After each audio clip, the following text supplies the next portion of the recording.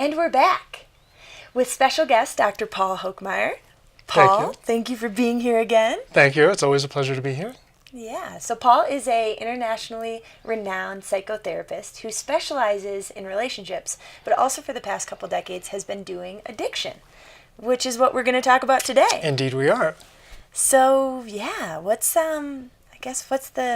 obviously all over the news with the opioid crisis, and I guess let's start at the basics, right? What is addiction? What is addiction? It's kind of the question that everyone's been asking for the past, since time eternal, really. People have always had a destructive relationship to something outside of themselves that defies all logic and all reason. So people drink too much alcohol and do stupid things. People eat too much food and gain weight, and people spend too much money and get themselves into a precarious situation. So there's always been this pattern of human beings where we reach for something outside of ourselves to soothe or calm ourselves, and it gets us into trouble. Yeah. And this town, the Historical Museum talks about this too. It's not like we see higher rates of addiction sometimes in ski towns, but that's another thing that's not necessarily new for this town either. Could you speak a little bit about that? That's right, sure. So when we're looking at any kind of mental health disorder, like addiction in particular, we have to look at it on three different levels. We have to look at like what happens in our bodies, the physiology.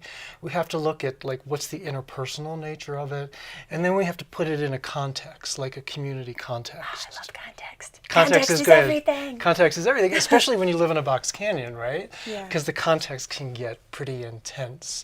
And so in ski towns, and in Telluride in particular, there's a party culture.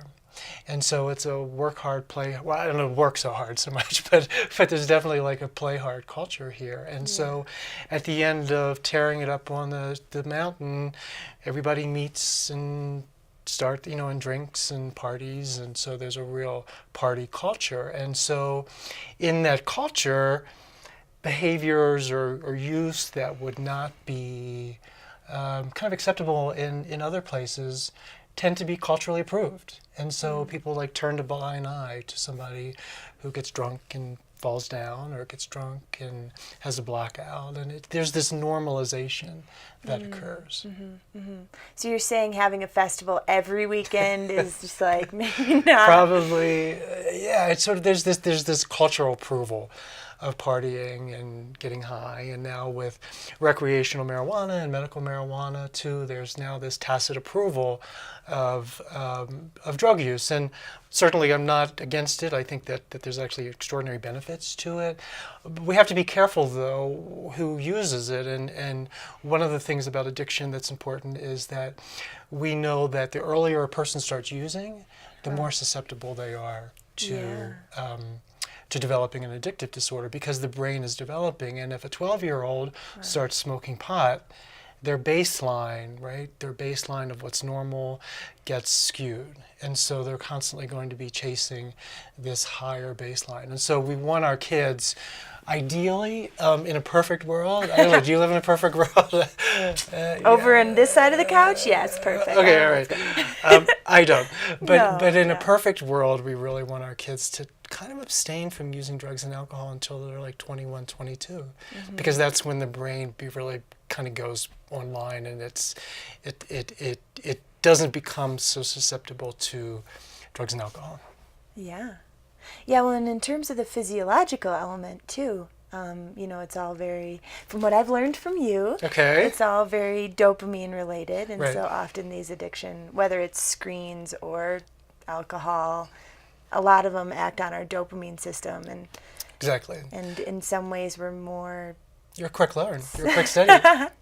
We're a little bit more vulnerable to that in ski towns, because being up high, we don't have these low resting levels of serotonin, and so maybe just speak a little bit to this dopamine roller coaster that... Sure. So we are, I don't need to tell you this, I don't need to tell our viewers this, but we're about 9,000 feet above sea level, which means the air is pretty thin. We have a deficiency of oxygen, and what that does to our brain is it decreases the production of what's called serotonin. And so serotonin is kind of the makes us feel calm and relaxed. And when we don't have enough of it, we get really irritable and angry and cranky. Yeah. So we want to self-soothe, right? We don't want to feel irritable and cranky, especially when we live in such a glorious place. Right. The other thing that happens is there's actually an increase in dopamine, which causes us to engage in more impulsive behaviors. So those two factors, when they come together, creates a rather uncomfortable feeling state. And so again, we're more apt to sort of reach for things outside of ourselves to self-soothe, and typically the easiest thing is a beer or a joint or a piece of cake or something. Or skiing. Yeah. Or skiing, right, exactly. And so there is this real physiological component to addictive disorders. They get messy though. And that's why people get so frustrated when somebody suffers from an addictive disorder, because while there is recovery, and there's really robust recovery, sometimes it takes a long time to get there. And there's a cycle that a person goes through to find recovery. And if you're curious, I can tell you. Yeah. Well, that's quite the teaser. Yeah. What is this cycle? Tell me more. Okay. Just dangle the carrot. All right. So it's supposed to be an interview, not a monologue. So, oh, that's true. Okay. Yeah. So there's something called the stages of change model. And so the stages are pre-contemplation, contemplation, preparation, action, and relapse. And you kind of go through the same cycle. So, for instance, you go out and you have too much wine one night, right? And you kind of get fuzzy about the details that went on, and you think, wow, I drank too much. I need to keep an eye on this. Yeah. We've all been there. We've all been there. For sure. For sure. And then you do it again. That's pre-contemplation. Then you do it again or 3 times. And then you're like, contemplation. You're like, wow, I really need to maybe take a look at this. And then you start to kind of look at maybe some solutions to that. Like you say, I'm going to limit myself to 1 glass of wine a night. Maybe I'm going to get into therapy. Right. 1 glass. Right. Maybe I'm going to get into therapy. Maybe I'm going to check out one of those AA meetings. So that's preparation. And then action is when you actually do one of those things. Yeah. And then you find something that works, and then you maintain. And then there is a relapse that occurs occasionally, or often actually, when somebody is trying to find recovery. And then in that relapse, you learn what you need to do to tweak your behaviors and find other behaviors that will work for you to have some sort of recovery in your life. Yeah. Does that make sense? Yeah, absolutely. Yeah. And we are so lucky in this town.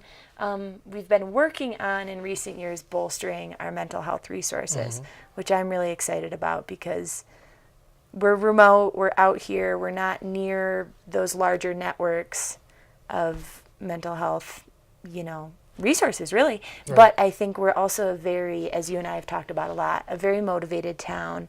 We're a town of creative, kind of do-it sort of people. So I think this is something that we can tackle as a community. And at the library, if you're interested, this month we're having several programs related to addiction. We've been reading Dope Sick as a book club book. And at the end of the month, this is really exciting, we're having Rob Wasserman, who was a longtime local for about 30 years. Many people might recognize his name.